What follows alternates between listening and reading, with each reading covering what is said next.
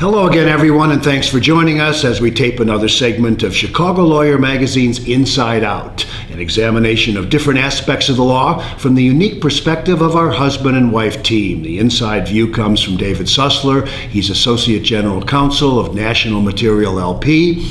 The outside view from Tina Martini, a partner at DLA Piper here in Chicago. I'm Andy Shaw, President and CEO of the Better Government Association, and your host for this series. Today we're going to be talking about living outside of your comfort zone. And so let me just start by asking what that means to each of you. You want me to start? Sure. Live outside your comfort zone. I Go do. first. I do. That's a good point. It's more comfortable for Tina to go first and me to follow. And say what it's she more comfortable said. for you. It's more comfortable for me. And that's really what it is. It's stepping outside, doing something in life, in your job, that is different than what you're used to. Drive in the other lane for a little bit. Well, Yeah, not I if a agree. car's coming in. Not if cars coming your way, but more metaphorically. I agree. I would say it's just, you have a tendency to do certain things, to be a certain way in the world, and living outside of your comfort zone means that you are more mindful of your tendency to do that and trying to do something different.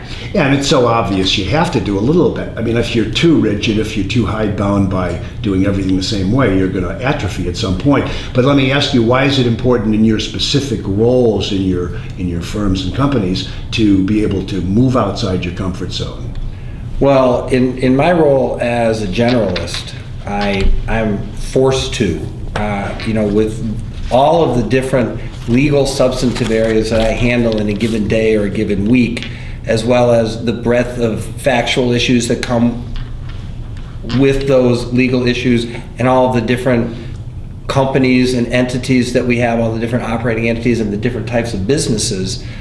I need to be able to switch from A to B to C to D on a dime and be comfortable with doing that. Not get flustered, not get stuck, not get stopped, not pull what's left of my hair out of my head. I need to She could afford a little more of that. I need to be able to do that in order to perform my job. My job is risk management. In essence, I have to be able to handle the issues. And we had a recent call about being a trusted advisor.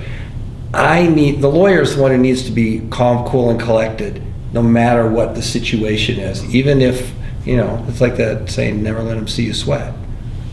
Well, I would say for my role, being in private practice, leading client teams, trying to drive a particular practice group, my intellectual property group, but also trying to drive more business in other areas into the firm, I really have to get used to and be comfortable stepping outside of my comfort zone because I work with many different kinds of clients across many different sectors.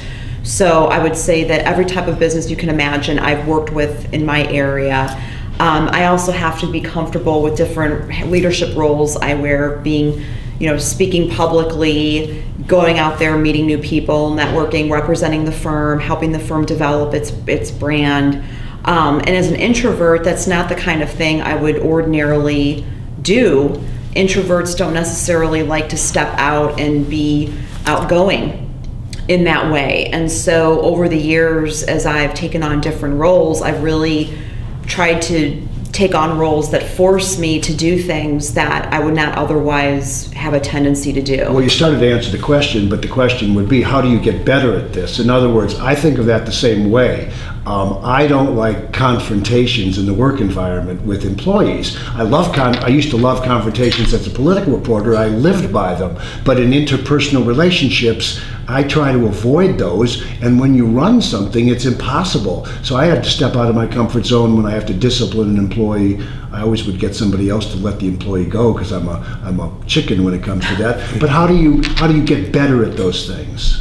You talked about simply doing it. Yeah, I would just say by doing it, and I think realizing in the moment what your normal tendency is, and understanding that you're going to feel uncomfortable in the moment, but then just stepping past it and saying, you know what, I know myself, I know I'm going to feel uncomfortable doing this, but I also know that it's for the better good, and it's something I need to get used to doing. And I first started really stepping outside my comfort zone doing hiring 10 years ago by interviewing hundreds and hundreds of people. So not only did I get good at doing that to the point where it didn't make me uncomfortable, but it also translates into other interactions you have, whether it's with clients or presenting or whatnot. So I think really by doing and constantly pushing yourself into the deep end of the pool, that you end up getting more comfortable to the point where you still acknowledge your discomfort in the moment, but it's not an overwhelming feeling. Yeah, I agree. And it reminds me of something I was thinking in your first answer. Lawyers are looked to be leaders. We talk a lot about learning leadership skills. Being a leader doesn't necessarily mean having a title or a role, or just our clients look to us for guidance on whatever it is they're coming to us. So we have to be a leader. And it can be scary, especially for those who don't necessarily have the title to back it up. And we have to do that. Excuse me.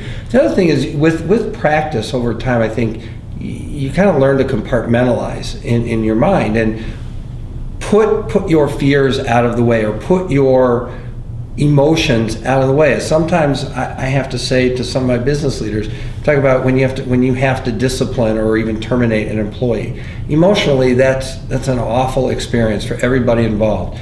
And so sometimes I say, listen, there are times when you have to turn your heart off and put your business hat on. You do what you do because you have to for the job. When it's all done, you can retreat to your privacy and then let the emotions out. But that's how I've learned to do it over the years. And just one more, and that would be, you both are members of organizations. Doesn't it make sense when something is too far outside your comfort zone to get help from somebody who is a little more comfortable with that particular challenge? Yes. That's what I've done with the disciplinary action. There are people who are much better at that, and so get some assistance. I'm better at other things, and people rely on me for those. That's, I think, especially in private practice, when you need to be really careful about sort of knowing, and that's a sort of an art in and of itself, is figuring out when is something enough within your bailiwick, even if it isn't within your bailiwick, enough within it so that you can stretch to get there, but it's not an unsurmountable obstacle, the fact that you don't really know much about something. You have to weigh that against the need to be efficient and cost effective for clients. And so, I think that when you're in private practice, and I know it happens with you too, that's something that you just have to be mindful of and figure out pretty quickly, is when is something enough within your wheelhouse that you can sort of run with it? How do you continue to keep things new and fresh, but at the same time, how do you keep yourself from getting so far afield that you are being counterproductive and potentially harmful to a client? I think that's something that we all need to make those decisions on a daily basis, and I definitely try to steer and err on the side of bringing in somebody who I know may have done something more often than I have. Even if I've done it, they may have done it more often and are more efficient at it. I err on the side of doing that rather than the alternative. I think, I mentioned in the column that taking on the presidency of the ACC Chicago chapter was outside my comfort zone. And so one thing that helped was I kept thinking of, I'll give a shout out to my friend Jason Brown, who's currently the general counsel of Dyson. He had said the key is effective and efficient delegation. If you can do that, you can do it. Which also means that you bring somebody in on Yes. one of these things that's a little too far outside the zone. Absolutely. Yeah. Okay, living outside your comfort zone. David, Tina, thanks. Thank you. And thank you for joining us as we tape this segment of Chicago Lawyer Magazine's Inside Out. I'm Andy Shaw. Join us next month for a topic TBD. Have a nice day.